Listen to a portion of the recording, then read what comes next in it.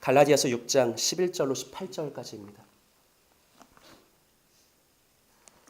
갈라디아서 6장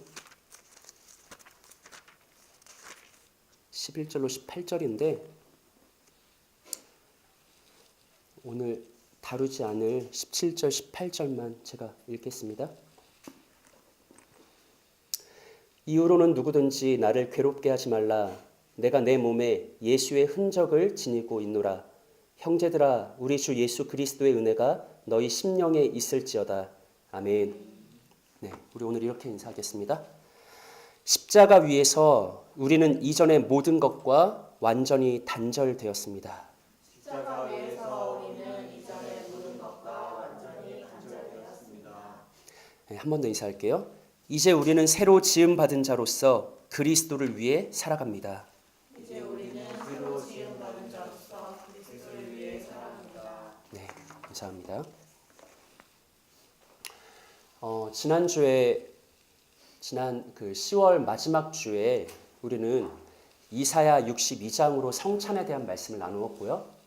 그 이어지는 11월 첫째, 둘째 주에는 요한계시록 11장으로 교회에 대한 두 번의 말씀을 살펴보았습니다.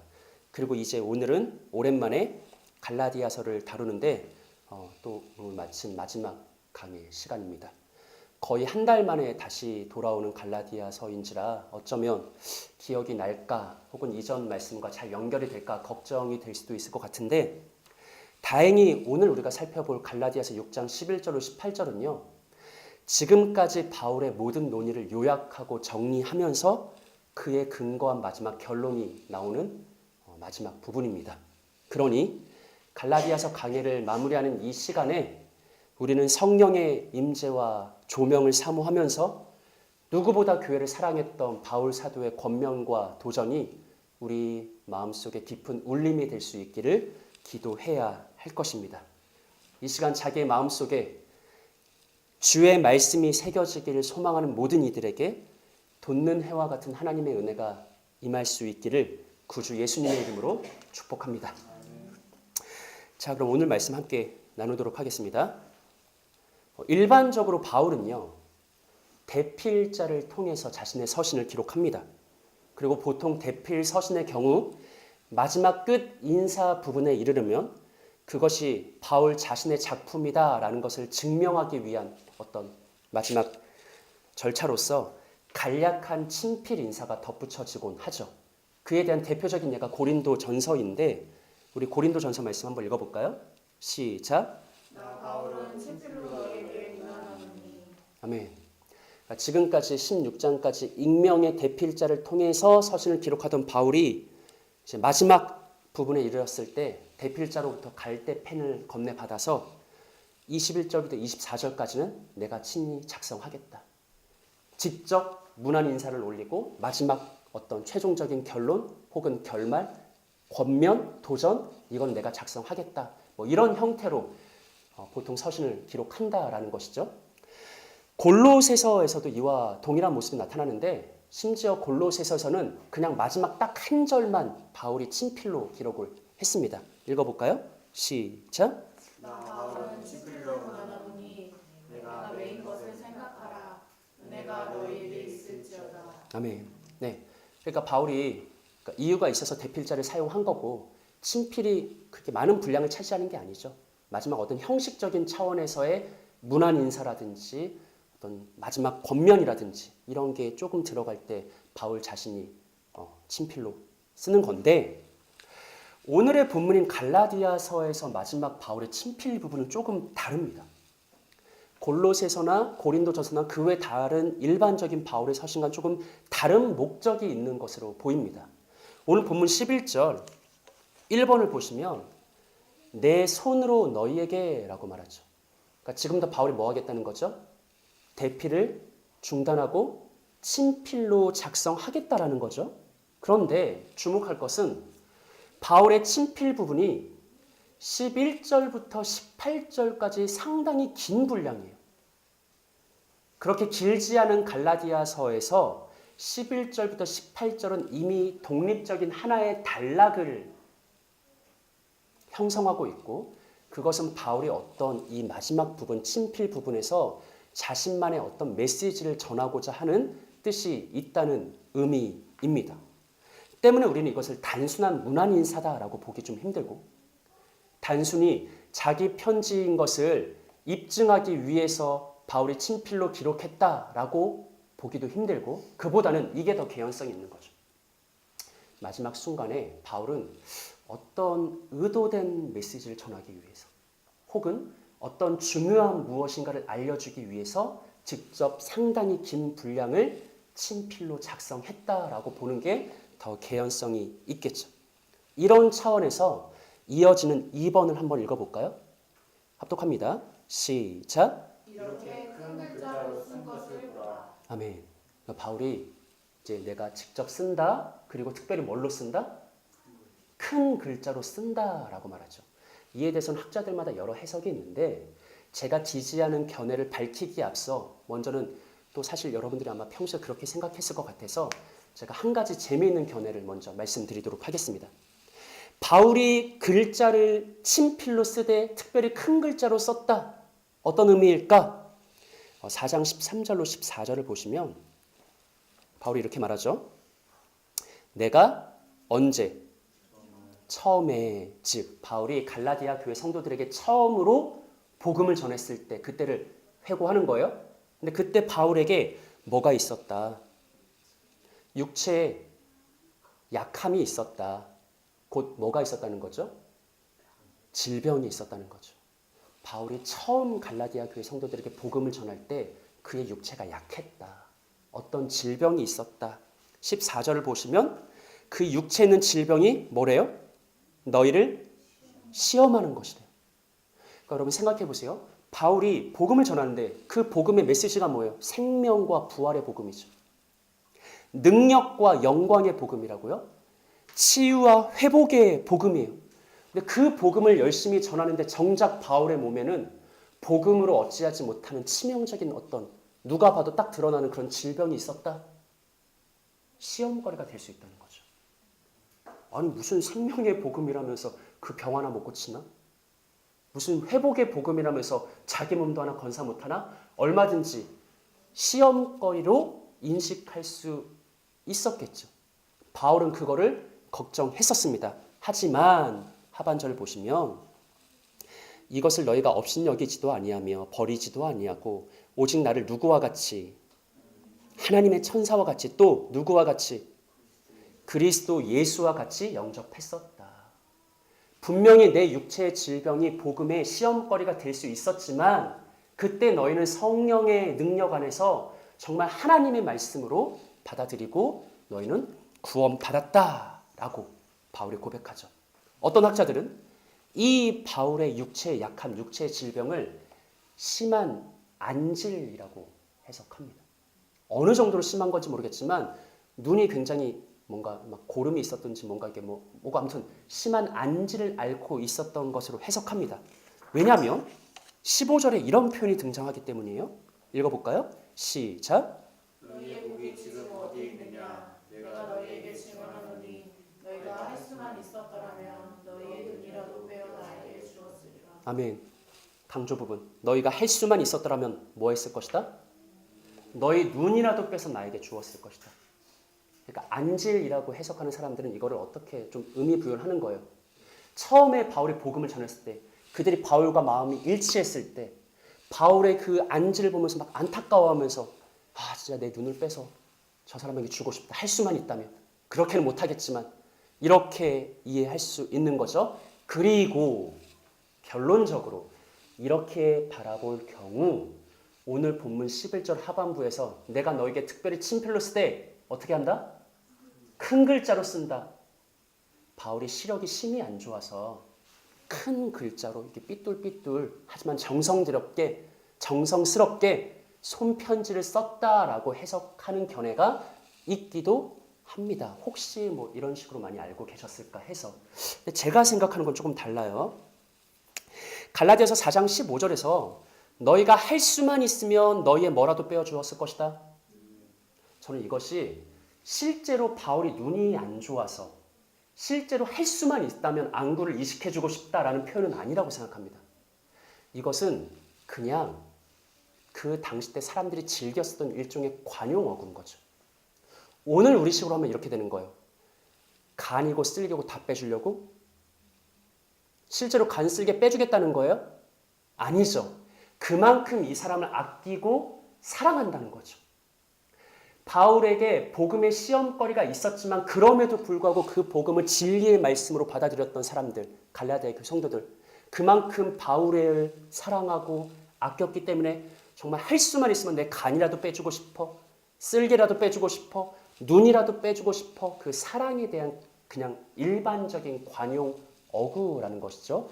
그리고 이것은 11절 하반부의 큰 글씨에도 그대로 적용할 수 있습니다. 문자 그대로 큰 글씨를 썼는지는 모르겠지만 대부분의 학자들은 이 큰 글씨를 그냥 강조의 관용어라고 봐요. 오늘날 어린 학생들의 용어로 말해볼까요? 이런 거요. 바울이 친필로 쓰면서 이렇게 말하는 거예요. 잘 봐. 나 지금부터 궁서체로 쓴다. 라고 하는 거예요. 나 지금부터 되게 진지하게 쓴다. 이건 거죠. 그러니까 큰 글자로 쓴다라는 것은 어떤 큰 의미 부여를 할 필요 없이 그냥 바울이 친필로 쓰는데 특별히 지금부터 이어지는 이야기에 갈라디아 교회 성도들이 뭐 하길 원하는 거냐면 주목하길 원한다는 거죠. 왜냐하면 내가 지금부터 매우 중요한 내용을 이어갈 거야 라고 하기 때문에 그런 것이죠. 보세요. 이렇게 생각하시면 돼요. 여러분들이 장문의 편지를 받았어요. 근데 그 장문의 편지가 워드 프로세서로 깔끔하게 출력된 컴퓨터 폰트로 된 장문의 편지입니다. 한 장 한 장 읽어 나갔어요. 근데 마지막 장이 됐는데 이렇게 생각해 보세요. 너무 재밌게 장문의 워드 프로세서로 출력된 편지를 읽다가 마지막 한 장은 손편지로 되어 있는 거예요. 어떤 생각이 드시겠습니까? 그 마지막 한 장 여러분 어떻게 받아들이겠어요? 아, 이거는 뭔가 특별한 내용이구나. 그냥 마지막 한 장도 그냥 컴퓨터로 칠 수 있었는데 자기가 직접 손글씨로 썼구나. 뭔가 우리에게, 나에게 특별하게 전하고 싶은 말이 있구나라고 받아들이지 않겠습니까? 서론이 조금 길었지만 오늘 우리가 그렇게 이 갈라디아서 강해를 마무리하는 시간에 바울의 마지막 권면, 마지막 도전, 마지막 하나님의 말씀을 받아들이기 원합니다. 바울이 직접 정성 들여 큰 글씨로 강조한, 궁서체로 강조한 마지막 권면과 도전들, 하나님이 우리에게 주시는 특별한 생명의 말씀으로 받아들이면서 그 말씀 안에서 가장 복되고 영광스러운 신자의 모습을 발견하는 여러분들 되시기를 예수님의 이름으로 축복합니다. 자, 그러면 바울이 갈라디아서의 이 마지막 결론부 손글씨로 직접 쓴 마지막 부분에서 우리에게 무엇을 말하고자 하는가? 우리 본문 12절 1번 읽어볼까요? 합독합니다. 시작. 무릇 육체의 모양을 내려하는 자들이 억지로. 네, 1번만. 무릇 뭐를 내려하는 자들이? 육체의 모양을 내려하는 자들이 누굴까요? 우리가 계속 다루었었잖아요. 거짓 교사들이죠. 갈라디아 교회 침투해서 다른 복음을 전했던 거짓 교사들이죠. 근데 바울이 그들을 뭐라고 말해요? 거짓 교사는 누구다? 육체의 모양을 내려하는 자들이다. 공동번역 성경, 인간적인 거칠에만을 일삼는 자들. 새번역 성경, 육체의 겉모양을 꾸미기를 좋아하는 자들. 즉 마지막 결론 부분에서 거짓 교사를 정리하면 그들은 누구예요? 인간적인 거칠에만을 일삼으면서 육체의 겉모양 꾸미기를 좋아하는 사람들이죠. 맞죠? 2번은 그들이 억지로 뭐를 받게 하죠? 할례를 받게 하죠. 여러분들 기억은 나지 않겠지만 사실 우리가 갈라디아서 2장을 강의하면서 갈라디아서 내에는 억지로 무엇인가를 강요하다라는 표현이 3번 나온다. 그리고 이 억지로 무엇인가를 강요하다는 표현은 항상 어떤 문맥에서 사용되냐면 참된 복음을 거스르고 인간적인 가르침, 다른 복음, 거짓 복음을 나타낼 때 사용된다. 즉 거짓 교사들은 참된 은혜의 복음을 멀리하면서 뭐를 억지로 강요하는 사람들이죠? 할례를 억지로 강요하는 사람들이죠.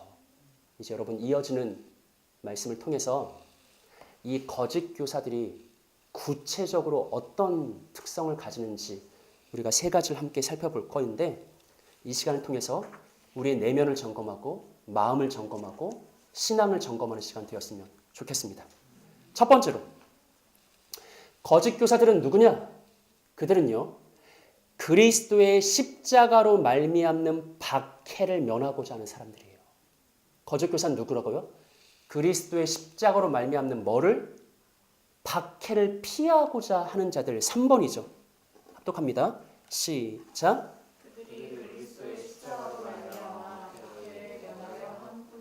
아멘. 그럼 바울이 말합니다. 왜 그들은 할례를 억지로 강요할까? 왜 그들은 육체의 겉모양 거칠에 그렇게 집착할까? 한 가지 이유. 그들은 십자가로 인한 무엇을 피하고 싶어한다? 박해를 피하고 싶어한다. 지난 시간에 다뤘는데 한 달 전이지만 기본적으로 성경은 복음 혹은 성경을 걸림돌로 제시합니다. 기억나십니까? 복음은 걸림돌이다. 복음에는 걸림의 요소가 있어요. 복음의 문자적 의미가 뭐죠? 복음, 굿뉴스, 좋은 소식, 기쁜 소식. 근데 여러분 아이러니한 것은 복음은 좋은 소식이고 기쁜 소식이어서 모든 사람들에게 복음을 전하면 다 기쁘게 받아들일 것 같지만 그렇지 않아요. 복음에는 뭐가 있기 때문에? 걸림돌이 있기 때문에. 복음을 전할 때 그것은 마냥 좋은 소식, 기쁜 소식이 아닙니다. 복음에는 우리의 본성을 거스르는 걸림돌이 분명히 존재합니다. 복음은 우리 안에 가득한 죄와 교만과 악행을 고발하고 정죄합니다. 복음은 우리 안에 가득한 자기 중심성과 자기 기만을 낱낱이 드러내고 펼쳐내고 도전합니다. 그래서 사도행전 7장에서 스데반 집사가 성령 충만해서 십자가의 복음을 그대로 전했는데 그때 이스라엘 백성들이 어떻게 반응했죠?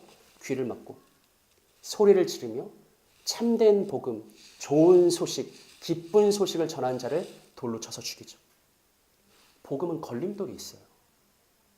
복음은 나를 향한 가장 좋은 소식이지만 그것이 내 어리석은 인간 본성이 받아들이지 못하게 하는, 거부하게 하는, 배척하게 하는 그런 걸림돌이 있는 것입니다. 고린도전서 1장 23절 읽어보죠. 시작. 우리는 십자가에 못 박힌 그리스도를 전하니 유대인에게는 거리끼는 것이요 이방인에게는 멸하는 것이되. 아멘. 여러 번 했었죠. 바울이 말하는 유대인, 이방인 어떤 표현이에요? 이 땅의 모든 인생. 이스라엘 백성들은 유대인 아니면 이방인 이렇게 사람을 구분했거든요. 즉 바울이 여기서 말하는 건 뭐냐면 내가 십자가에 못 박힌 그리스도를 전하면 그것은 유대인에게는 거리끼는 것이 되고 이방인에게는 미련한 것이 된다. 즉 이 땅의 모든 인생들에게 있어서 십자가의 복음은 뭐가 된다? 걸림돌이 된다. 그거 기쁘게 받아들이지 않는다. 즐겁게 받아들이지 않는다. 배척하고 거부하고 무시하고 조롱하고 비웃는다라는 것이죠. 여러분 예수 그리스도의 십자가의 복음을 전하면 십자가로 인한 세상의 박해는 피할 수가 없습니다. 맞습니까? 복음을 있는 그대로 전하면 복음에 대한 거부, 무시, 조롱, 비웃음, 배척은 피할 수 없습니다. 그것은 오히려 복음을 바르게 전했다는 필연적인 결과입니다. 그런데 거짓 교사들은 어떤 사람들이냐면 복음을 전하긴 전하는데 하나님의 말씀을 전하긴 전하는데 어떻게 해서든지 뭐는 피하고자 하는 자들이죠. 십자가로 인한 박해는 피하고자 하는 이들이에요. 누군가에게 걸림이 되는 요소, 그래서 나에게 박해가 될 수 있는 요소를 이들은 싹 다 제거합니다. 5장 11절 한번 읽어볼까요?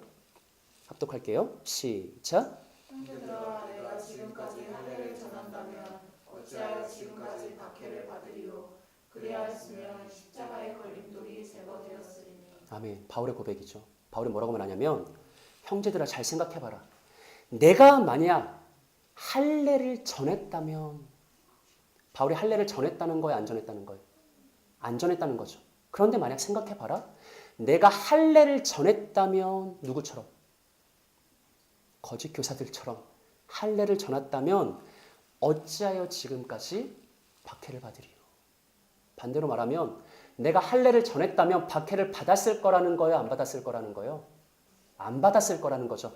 할례를 전하면 뭐가 제거된다? 십자가의 걸림돌, 복음의 걸림의 요소가 싹 다 제거된다.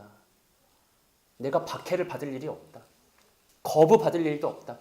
배척받을 일도 없다. 아마 유대 어느 동네 가든지 다 나를 환영했을 거다. 하지만 바울은 그렇게 했습니까? 그러지 않았습니까? 그러지 않았죠. 왜 그랬을까요? 바울은 잘 알고 있었어요. 무엇을?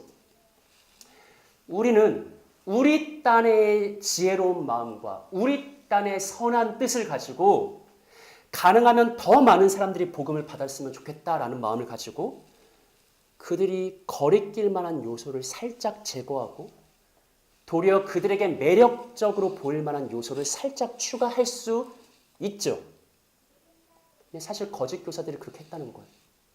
십자가의 걸림돌이 될 만한 것을 살짝 제거하고 유대인들에게 환영받을 할례를 집어넣었다는 거예요.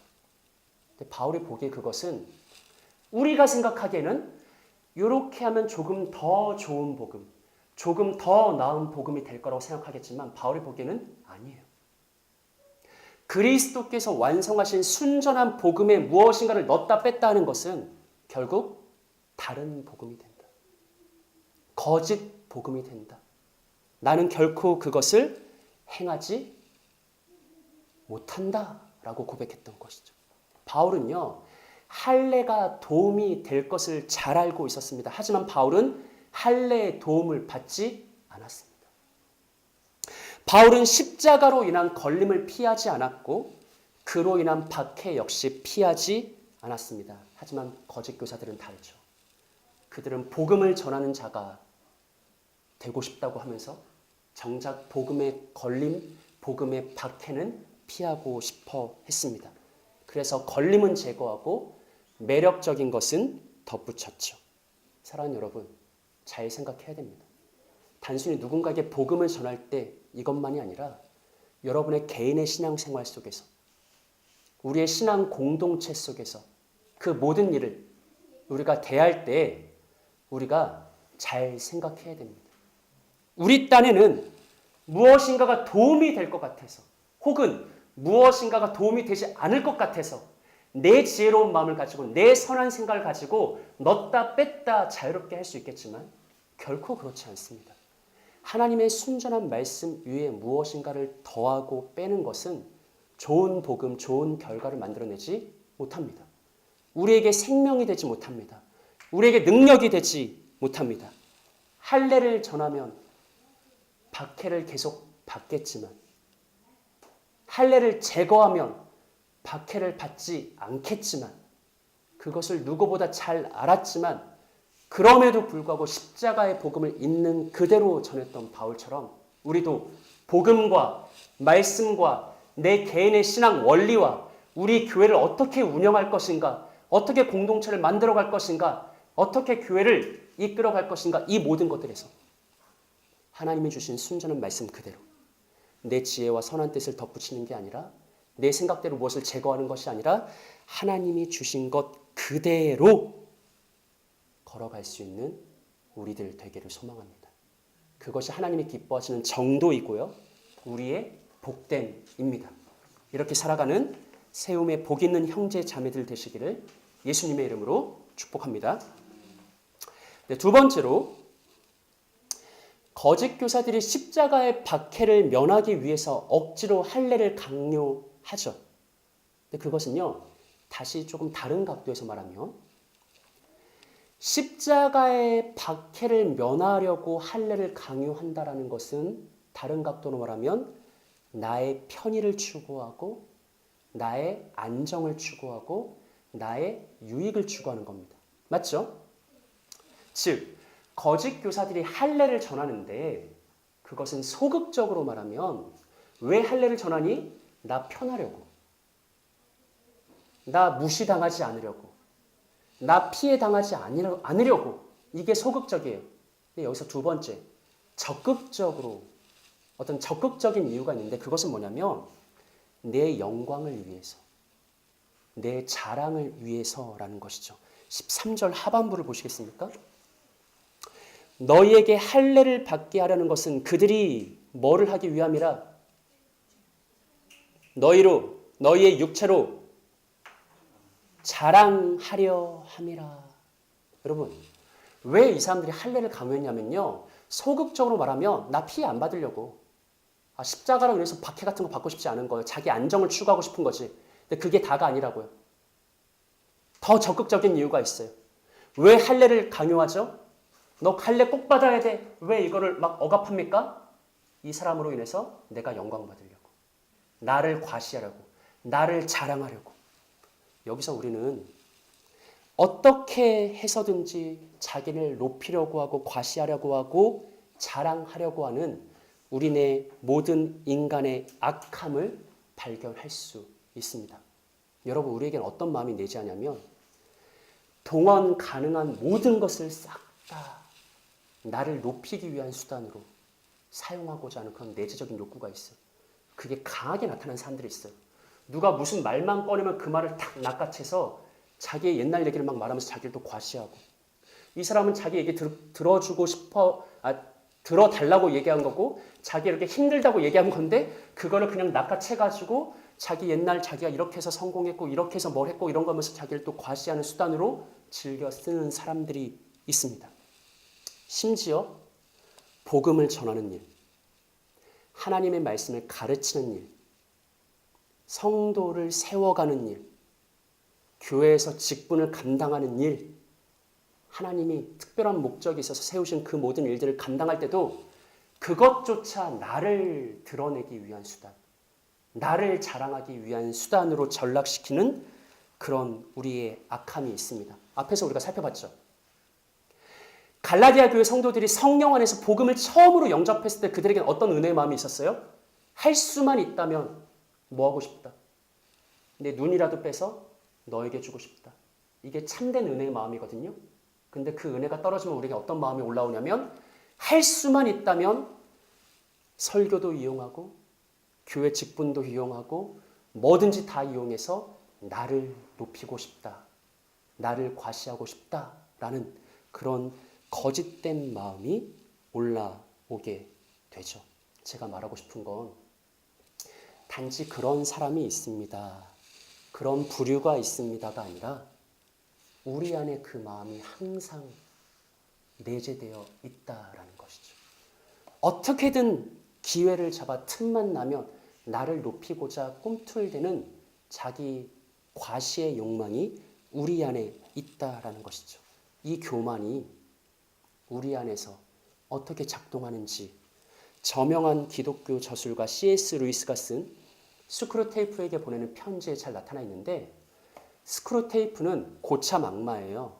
근데 이 고참 악마가 자기의 조카이기도 하고 이제 막 악마가 된 신참에게 조언을 해주는 거거든요. 근데 그 14번째 편지에 되게 인상적인 부분이 있어요. 이 조카가 고전하고 있는 거예요. 자기가 담당하고 있는 그 성도가 여기서 환자라고 부르거든요. 자기가 담당하는 환자. 근데 그 환자가 완전 은혜 받아서 겸손해졌어요. 너무 겸손해졌어. 그래서 이 신참 악마가 어떻게 그를 넘어뜨리지 못하는 거예요. 그때 이 스크루테이프가 아주 그를 고꾸라뜨릴 수 있는 비결을 알려줍니다. 제가 한번 읽어볼게요. 상황이 여간 심각한 게 아니다. 지금 해야 할 일은 딱 하나다. 내 환자는 겸손해졌다. 그런데 환자가 겸손해졌다는 그 사실 자체에 관심을 갖도록 유도해 봤냐? 미덕이란 인간 스스로가 그것을 가졌다고 의식하는 순간 위력이 떨어지는 법인데, 겸손의 경우에는